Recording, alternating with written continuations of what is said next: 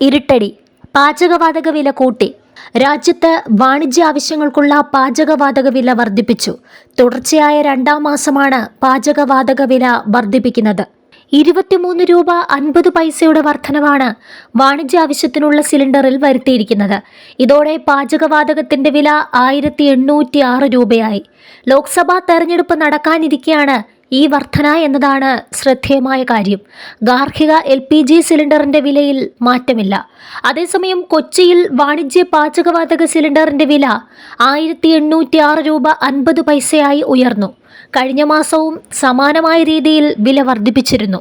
വാണിജ്യ ആവശ്യത്തിനുള്ള LPG സിലിണ്ടറിന്റെ വിലയാണ് വർദ്ധിപ്പിച്ചത്. 19 കിലോ സിലിണ്ടറിന് 15 രൂപയാണ് കൂട്ടിയത്. ഇതോടെ LPG സിലിണ്ടറിന്റെ ചില്ലറ വിൽപ്പന വില 1769 രൂപ 50 പൈസയായിരുന്നു. പുതിയ നിരക്ക് ഇന്നു മുതൽ പ്രാബല്യത്തിൽ വരും.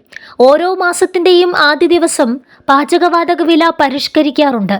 പ്രാദേശിക നികുതികൾ കാരണം ഗാർഹിക പാചകവാതക വില ഓരോ സംസ്ഥാനത്തിനും വ്യത്യാസപ്പെട്ടിരിക്കുന്നു.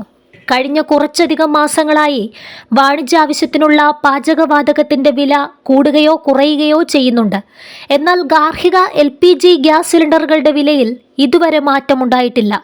ഗാർഹിക പാചകവാതക വിലയിൽ അവസാന മാറ്റം വരുത്തിയത് 2023 ഓഗസ്റ്റ് 30-നാണ്.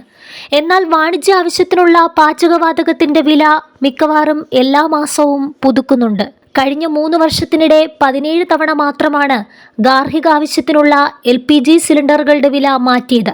അതേസമയം വാണിജ്യ ആവശ്യത്തിനുള്ള LPGയുടെ വില 50 തവണ മാറി. കഴിഞ്ഞ മാസം കേന്ദ്ര ബജറ്റിന് മണിക്കൂറുകൾ മാത്രം ശേഷിക്കെയാണ് ഗാർഹിക ആവശ്യത്തിനുള്ള പാചകവാതക വില വർദ്ധിപ്പിച്ചത്.